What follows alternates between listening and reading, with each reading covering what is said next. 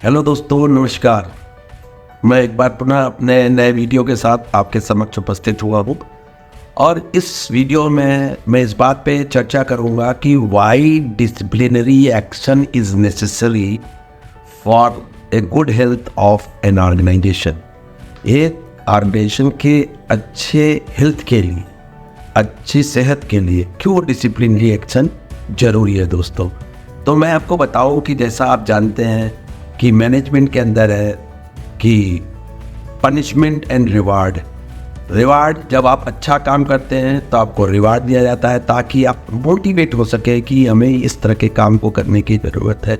इसको करने से हमारी ऑर्गेनाइजेशन के साथ साथ हमारी पर्सनल ग्रोथ भी होती है। साइमल्टेनियसली अगर आप कोई गलत काम करते हैं, इनडिसिप्लिन करते हैं, जो कि ऑर्गेनाइजेशन को डायरेक्टली इनडायरेक्टली हिट करता है, तो ऑर्गेनाइजेशन के अंदर एक और साधन है उसको हैंडल करने का है, वो है पनिशमेंट। तो पनिशमेंट और रिवार्ड दो ऐसे टूल्स हैं मैनेजमेंट के जिससे कि वो अपनी वर्क फोर्स को हैंडल करता है और वो किसी भी ऑर्गेनाइजेशन के लिए, उसकी हेल्थ के लिए बहुत ज़रूरी है। तो आज हम आपको इस वीडियो में ये ज़रूर चर्चा करेंगे कि why disciplinary action is necessary for the health of an organization. एक ऑर्गेनाइजेशन की हेल्थ के लिए क्यों ज़रूरी है दोस्तों। जब हम किसी ऑर्गेनाइजेशन में काम कर रहे होते हैं और एक बड़ी वर्क फोर्स को हैंडल कर रहे होते हैं, तो रिवार्ड और पनिशमेंट दो टूल्स जैसे मैंने बताया वो इसके अंदर होते हैं ताकि आदमी को पॉजिटिव एंड नेगेटिव दोनों तरीके से मोटिवेट किया जा सके। अगर आदमी अच्छा काम करता है तो रिवार्ड दें, अगर गलत काम करता हो पनिशमेंट दें, ताकि वो नज़ीर ना बने, किसी के लिए प्रेसिडेंट ना बने फ्यूचर में कि एक के देखा देखी दूसरा आदमी भी उसी काम को करने के लिए प्रेरित हो कि मैनेजमेंट इस पे कोई एक्शन नहीं लेती। तो अगर ऐसा हम नहीं करेंगे तो क्या होगा कि ये जो है एक फ्लड आ जाएगी। लोग जो है इस चीज़ को करने में कोई भी गुरेज नहीं करेंगे। उनको लगेगा कि यार मैनेजमेंट कोई इस तरह के डिसीजन लेती ही नहीं है, हमारे में सिर्फ रिवार्ड है, पनिशमेंट होता ही नहीं है। तो एक निगेटिव इम्पैक्ट आएगा ऑर्गेनाइजेशन के ऊपर। तो 100% हमें ये बिलीव करना चाहिए कि ये दो टूल्स जो है एक ऑर्गेनाइजेशन के प्रगति में, जहाँ तक कि HR का पॉइंट है, बहुत ही ज़रूरी है।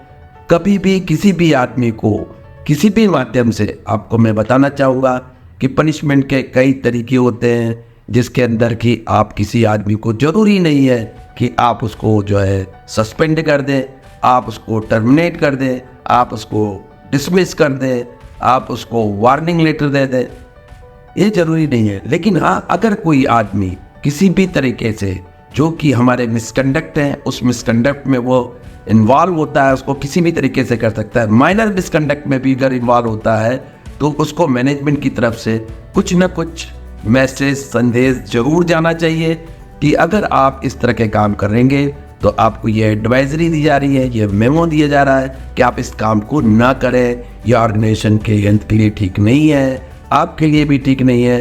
ये ऑर्गेनाइजेशन की ग्रोथ पे एक नेगेटिव इम्पैक्ट डालते हैं जो कि इमीडिएटली तो नहीं लेकिन बाद में पता चलता है। तो अगर अपनी वर्क फोर्स को तरीके से हैंडल करना है तो जिस तरह से आप उसके अच्छे कार्य के लिए उसको प्रोत्साहित करने के लिए रिवार्ड देते हैं, उसी तरीके से अगर कोई आदमी गलत काम करता है तो वो कितना भी इम्पोर्टेंट हो, कभी भी इसको आप छोड़िए मत, आप उसको जो है फ्री मत कीजिए।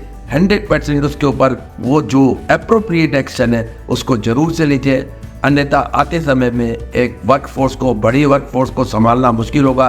कि आदमी बहुत ही संवेदनशील होता है, बहुत ही समझदार होता है। अगर आपको उसकी भाषा में समझाएंगे, बताएंगे तो निश्चित रूप से वो एक ऑर्गेनाइजेशन के लिए बहुत ही अच्छा होगा और उसकी हेल्थ सुधरी रहेगी।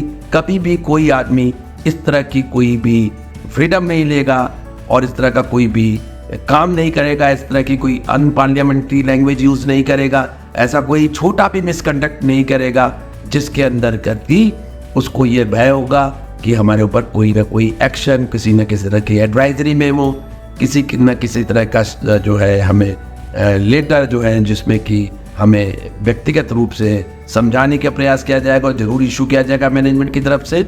लिहाजा वो इस काम को करने से बचेगा 100%। और अगर वो आपने शुरुआत में ही किसी चीज़ को पकड़ के रखा, डिसिप्लिनरी एक्शन पे ध्यान दिया और इस तरह की चीज़ों को नहीं होना देने दिया, तो एक ही पॉजिटिव मैसेज जो है सारे एम्प्लॉय के अंदर जाएगा, क्योंकि आप उसको एक प्रकार से एजुकेट कर रहे हैं। तो एजुकेशन डिसिप्लिनरी एक्शन के बारे में बहुत इंपॉर्टेंट है। ये जरूरी नहीं है कि आप किसी के ऊपर बहुत सख्त और स्टर्न एक्शन ले लीजिए, उसके ऊपर इमीडिएटली उसको बाहर कर दीजिए, इंक्वायरी करा लीजिए या वार्निंग लेटर दे दीजिए। नहीं, ऐसा नहीं है। लेकिन अगर आप एजुकेट करना चाहते हैं डिसिप्लिनरी एक्शन के बारे में, ताकि वो ऑर्गेनाइजेशन की सेहत पे एक पॉजिटिव इम्पैक्ट डाले, तो समय रहते ही समय के साथ हमें काम करना चाहिए और अप्रोप्रिएट एक्शन लेते रहना चाहिए, ताकि एक पॉजिटिव मैसेज एम्प्लॉय के बीच में जाए कि अगर मैनेजमेंट हमें किसी अच्छे काम के लिए प्रोत्साहित कर सकती है, रिवार्ड दे सकती है, तो हमारे उसी पूरे काम के लिए, चाहे मेरी कितनी भी इंपॉर्टेंस हो, हम कितना भी अच्छा काम कर रहे हैं, उसके लिए आपको वो जो है पनिश भी कर सकती है। तो अगर हम ये काम करते रहेंगे, डिसिप्लिन एक्शन को हम पकड़ के रखेंगे, समय समय पे हम जो भी अप्रोप्रिएट एक्शन होगा संविधान और कानून के मुताबिक, लेबर लॉ के मुताबिक, कंपनी की पॉलिसीज और प्रैक्टिस के मुताबिक, वो हमें जरूर से लेता रहना चाहिए। उसके अंदर कोई भी कोताही, कोई भी लैकनेस ऑर्गेनाइजेशन को लॉन्ग टर्म में भारी पड़ सकती है। तो इस बात को ध्यान में रखते हुए कि ऑर्गेनाइजेशन की ग्रोथ के लिए बहुत इंपॉर्टेंट है, ध्यान रखें कि डिसिप्लिनरी एक्शन इंपॉर्टेंट है। अब दोस्तों, डिसिप्लिनरी एक्शन कैसे लिया जाता है, क्या खर्च है, कहाँ पे क्या प्रोविजन है, इसके बारे में भी, चूंकि ये वीडियो लंबा हो गया है, तो हम आपको इससे अपने अगले वीडियो में इसके बारे में बताएंगे, ताकि आप उसको तरीके से समझ सकें क्या प्रोविजन है लॉ के अंदर, कहाँ पे जो है एम्प्लॉयर और कंपनी की क्या प्रैक्टिस है, क्या पॉलिसी है, उसके अंतर्गत ही हमें सारे कुछ करने हैं। तो हम जो है उन्हीं रेफरेंस में, उसी संदर्भ में अपने नए वीडियो के साथ आपके पास फिर उपस्थित होंगे, जिसमें के अंदर हम आपको ये बताने का प्रयास करेंगे कि आखिर ये डिसिप्लिनरी एक्शन किस तरह से हमें इनिशिएट करना चाहिए, ताकि आगे कोर्ट ऑफ लॉ में हमें ये बाउंस बैक न करें, हमें निगेटिवली इम्पैक्ट न कर सके और हम चीज़ों को पकड़ कर रख सकें। तो हम नया वीडियो प्रस्तुत करेंगे, आप उसको जरूर देखिएगा। दोस्तों, आशा है कि मेरा ये वीडियो आपको पसंद आया होगा, और अगर आपको ये पसंद आए तो आप इसको लाइक कीजिए, मेरे चैनल को सब्सक्राइब कीजिए, बेल आइकन पे जाकर बेल बजाना मत भूलिए। धन्यवाद, नमस्कार।